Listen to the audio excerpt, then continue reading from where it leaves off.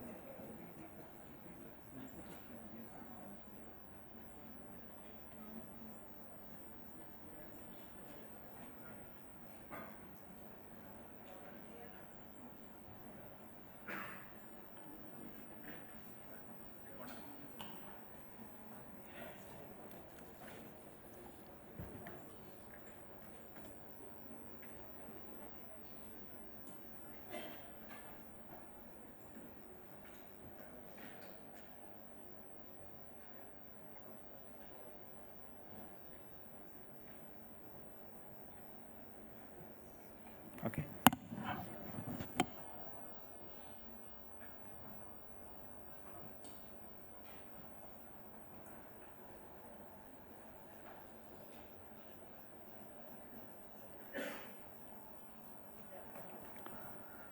Distinguished members of the media, respected guests, ladies and gentlemen, Assalamu alaikum and good afternoon. We welcome to the press briefing of the Bangladesh delegation at COP29. It is my privilege to introduce the esteemed members of the panel. Syed Rizwana Hassan, Honorable Advisor of the Ministry of the Environment, Forest and Climate Change, and the Ministry of Water Resources, Government of the People's Republic of Bangladesh. Dr. Farhina Ahmed, at the middle left, the Secretary, Ministry of Environment, Forest and Climate Change, Government of the People's Republic of Bangladesh. Ms. Farjana Mumtaz, Secretary, Power Division, Ministry of Power, Energy and Mineral Resources, Government of the People's Republic of Bangladesh. Also present in the stage, Dr. Abdul Hamid, Director General, Department of Environment, Ministry of Environment, Forest and Climate Change, Government of Bangladesh. Mr. Riaz Hamidullah, Additional Foreign Secretary, Ministry of Foreign Affairs, Government of the People's Republic of the Bangladesh, at the right side. And Akem Suhail, Additional Secretary, Economic Relations Division, Government of the People's Republic of Bangladesh. At the beginning of the session, the Honorable Advisor, Syed Rizwana Hassan, will deliver her statement. Following her statements or remarks, the members of the media are invited to ask their questions to the Bangladesh delegation. I now invite Syed Rizwana Hassan, Honorable Advisor of the Ministry of Environment, Forest and Climate Change and the Ministry of Water Resources of Bangladesh government to deliver her statement. Thank you very much. Dear representatives of national and international media, distinguished guests, ladies and gentlemen, Assalamu alaikum and a very good afternoon. I welcome you all to the Bangladesh delegation press briefing. Bangladesh expresses its sincere thanks and appreciation to the government and the people of Azerbaijan for their warm hospitality and to the COP29 presidency for their hard work and dedication in organizing this UN climate change conference. As one of the most vulnerable countries due to climate change, Bangladesh has been demonstrating an unwavering commitment to climate action since adaptation of the UN Climate Change Convention and has played active role during COP29 negotiation. Dear friends, the messages of the latest scientific reports of IPCC, UNEP Adaptation Gap Report 2024 and Emissions Gap Report are clear. If emissions are not rapidly reduced and adaptation adequately funded, this will expose the most vulnerable countries like Bangladesh to unmanageable levels of risk. As we speak here today, at least 300 villages and 1.5 million people in Bangladesh remain inundated in one of our coastal districts. This year alone, the country experienced 2 devastating floods of unprecedented scale that impacted 1.7% of our total budget.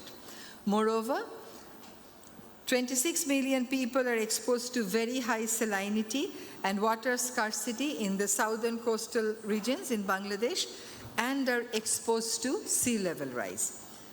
Regrettably, the global north and the major emitting countries still lack the feeling of urgency and true commitment in implementing the Paris Agreement.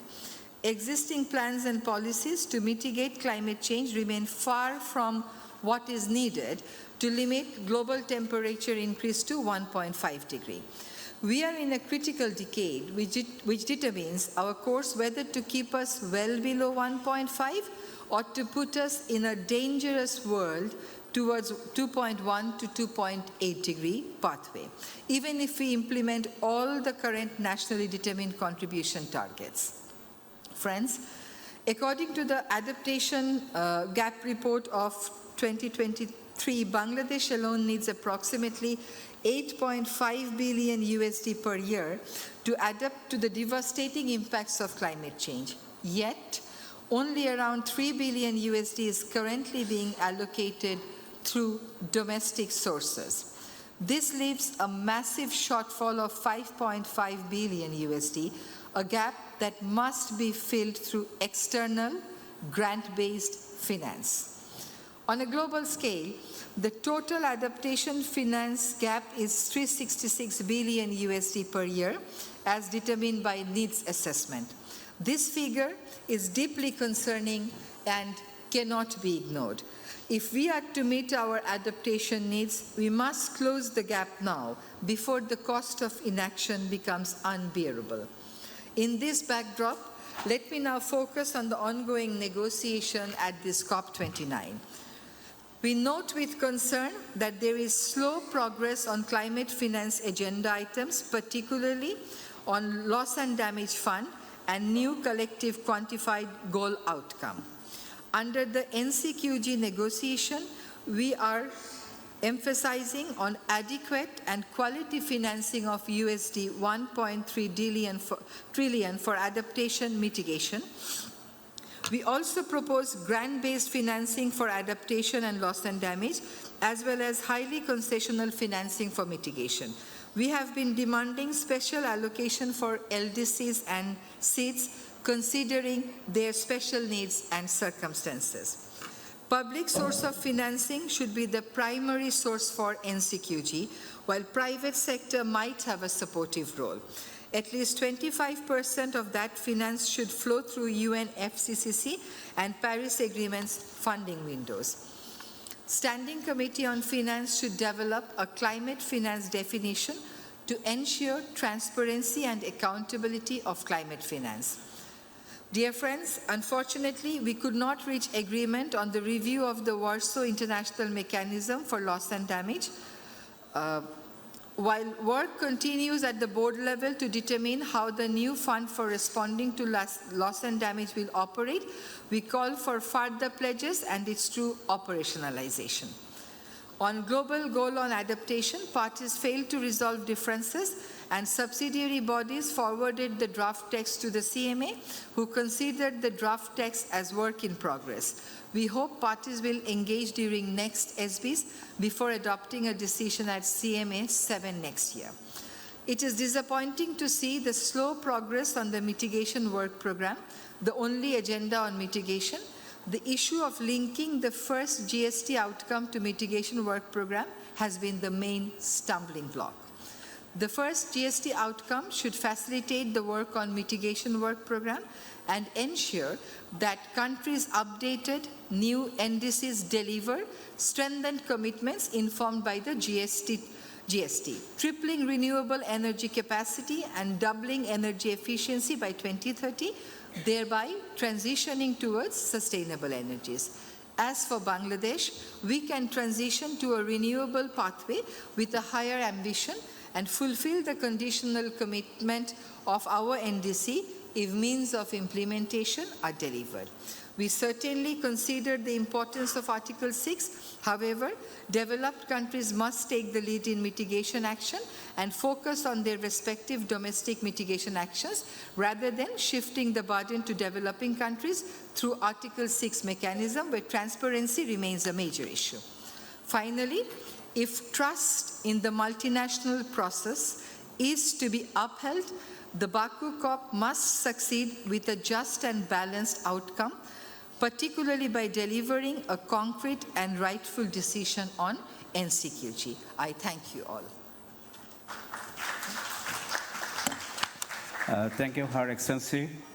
Now we will proceed to the question-answer session that we offered the question answers. So I can see that mic can go there.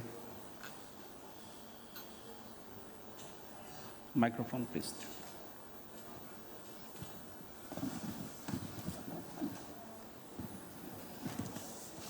Hello, everyone. Good evening. My name is Tarushi, and I'm with the Asia Pacific Broadcasting Union. My question is about the polythene usage. Recently, the ministry, to be specific in October, made the decision to ban polythene bags in superstores, which we applaud. But as far as we know, both the shopkeepers and customers are still using polystyrene in full swing. Polystyrene is basically which is mostly used in foam packaging and egg cartons, right? In this context, how the ministry's steps can be successful? Thank you very much. Although it's about national priority that the ministry has set in the national level, it also has linked to the climate change debate because we know that polythene is dependent on a fossil fuel-based economy. Our ban is being implemented in phases. We have not imposed any new ban. The ban was imposed in 2002, and Bangladesh was one of the first countries to have imposed the ban. There was implementation up to 2006, but after that, the implementation got a bit, enforcement got a bit relaxed. So we have restarted the process, and we are doing it phase by phase because in the last 22 years, people's habit also have changed. So we have started with the supermarket, and I can tell you with all my confidence that all the super shops in the capital have stopped using polythene shopping bags by 80%. Some have pleaded for some more time because of the supply of alternatives, which I don't necessarily buy. But instead of enforcing the ban with punitive measures, we are going a little slow by encouraging people to change their behavior. But we have also started drive against the producing entities. It is not unexpected that we will be faced with some resistance, but there is total determination in the government that the government will fully enforce the ban. But I have to tell you that you have to allow us some time because people are heavily dependent on polythene shopping bag. Thank you. Then next, the microphone will go there. Right. Thank you. Zach Coleman with Politico. On the mitigation work program, what specific language do you need to see to be comfortable with it? Because there is some conversation about just recalling the Dubai consensus, but do you need to see specific language around fossil fuels that was in the consensus to be represented in the mitigation work program as well?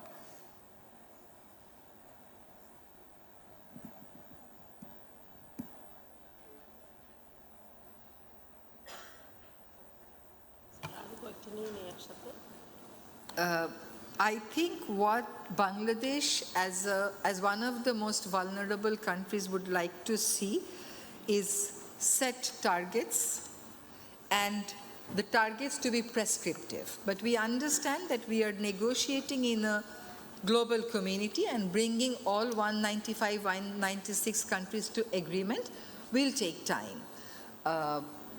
We would really like to see a transition from a fossil fuel-driven global economy to a renewable and sustainable model of global economy, and we know that it will require time. But what we don't want to miss is the targets that were mentioned in the Dubai deal, and we very much look forward to the roadmap that will be presented in the next COP in Brazil. In between, we just did not want to lose the link between the mitigation work plan and the GST.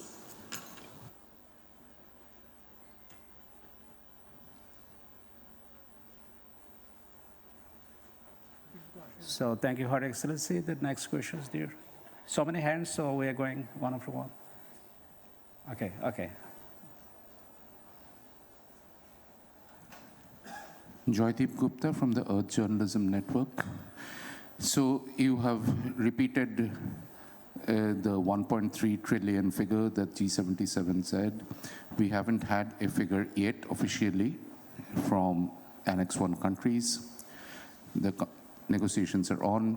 What's your red line? What's your red line? At which point will you stop negotiating? See, as there is no last word in politics, there is also no last word in negotiation. But I would emphasize that the LDC countries and the G77 and China alliance would emphasize equally on quality, that we don't really want the climate debt to increase in our part of the world. The fund that we get for adaptation should come from public sources, should be channeled through the UN mechanism. There should be transparency and accountability. There should be no double counting, and so on.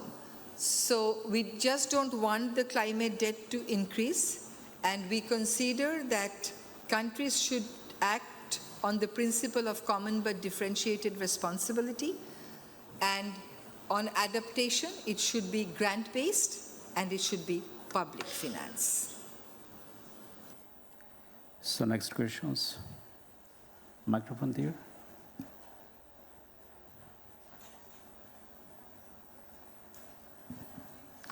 Hello, Josh Gawitis from Carbon Brief. You mentioned the need for a definition of climate finance. First of all, how would you define climate finance in this context? And have you seen any appetite from developed countries in particular to bring in a specific definition of climate finance? Thank you.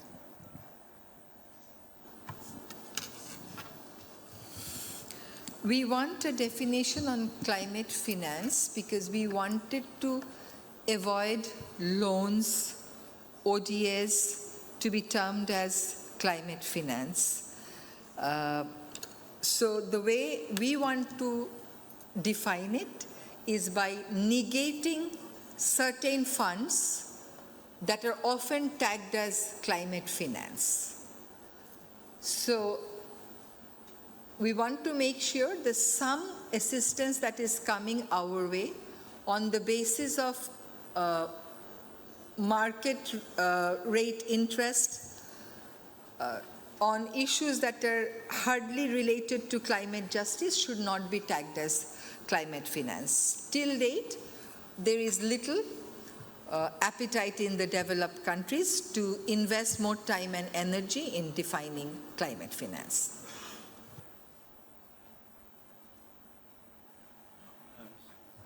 Next question is there at the front line. My name is Umar Manzoor Shah from Interpress Service.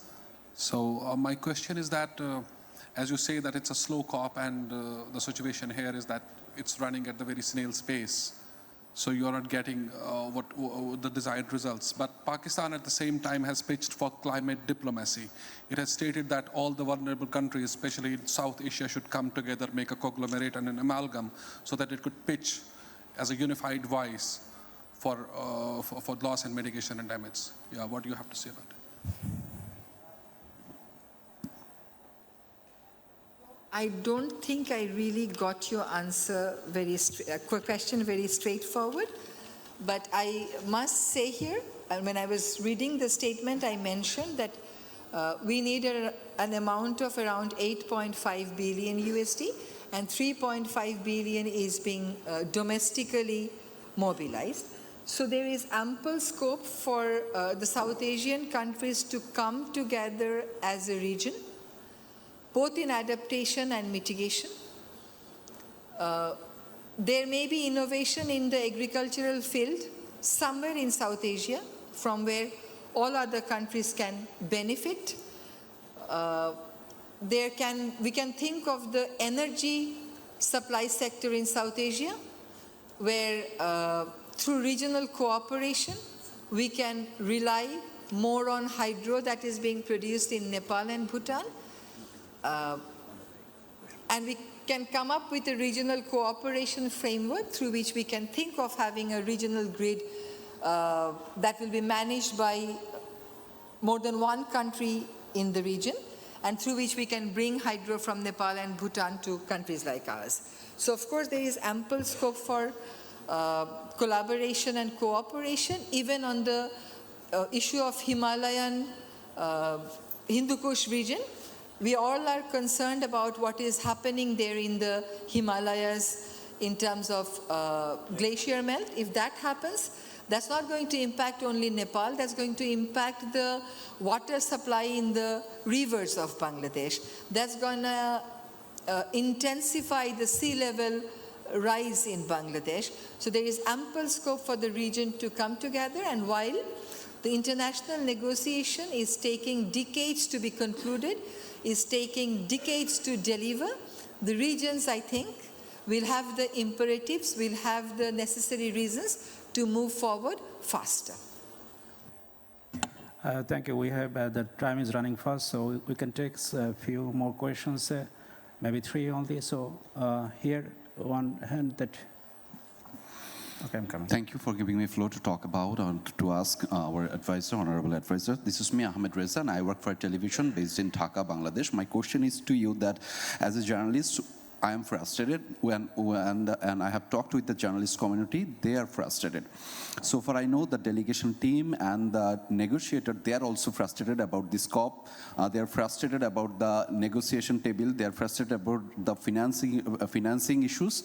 So we all are frustrated. So do you see any kind of optimism regarding this COP? Thank you so much. Thank you very much. As I said in my 3 concluding lines, that if we have, there is ample reason for us to keep our trust in a multilateral process like this. If climate crisis happens the way it's being predicted, it's not only the most vulnerable countries that will be impacted, other countries will also be impacted. We can't forget what has just happened in Spain. So multilateral process is proving to be slow, not as effective as we would like it to be, but we have to keep our confidence in it and we have to engage, because this is a process that not only connects the governments, it also connects the people of the world, and that is where the hope lies. The next questions here. Okay, please.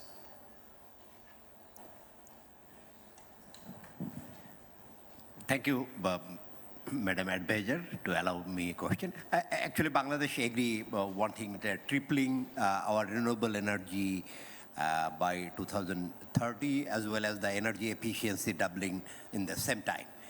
We take a lot of initiative already, but how do you evaluate if we not get the enough financial support? Can Bangladesh make this commitment alone? That also has been mentioned in the statement that I just read out, that for us to be really ambitious in the area of energy transition, we will need financial support.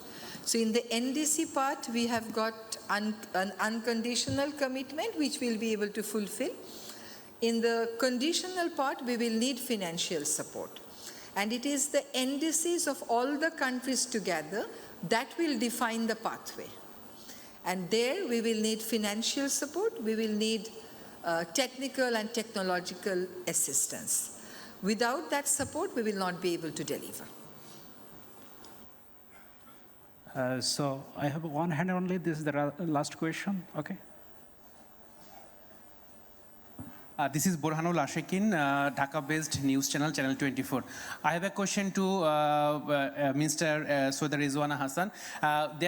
Till now, there has no hope of climate finance. Developed nations also not interested to pay money to the LDCs. There has also a debate about whether it will be loan or grant. You have mentioned earlier it will be grant. You also want support, financial support on this ground. If you not get, or Bangladesh not get any financial support, how Bangladesh will tackle the climate crisis? Has Bangladesh any confidence to tackle this crisis? Thank you.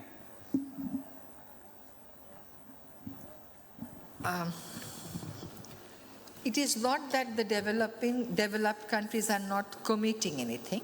They are committing, but there is gap between the expectation and the commitment. And we are trying to minimize the gap. As state negotiators, we, in our individual capacity representing our country and also in the negotiation blocks to which we belong, so from both sides, we are trying to minimize the gap. You can't give up hope. If the gap widens, it will be hope against hope. But giving up hope makes no sense. And that's why I said we have to remain engaged in this process and make sure that the voices of our people, the voices of the climate-affected people of Bangladesh are adequately echoed here and echoed in a way that it has an impact on the entire negotiation process. What was the last part of your question? Does Bangladesh have the capacity? Bangladesh certainly lacks capacity. After every disaster, we get support from our friends in the global arena. So our international development partners, other states come forward to help us, but we want that assistance to be more systematic and to be against the defined need. Otherwise, it will get very difficult for any LDC country to deal with the scale of disasters alone with its own resources. So thank you all. Thank you, Her Excellency. Thank you, the panel of Bangladesh delegation. So we have running the time. The time is going to over. So thank you all for the participation and for the presence. Thank you. Thank you very much.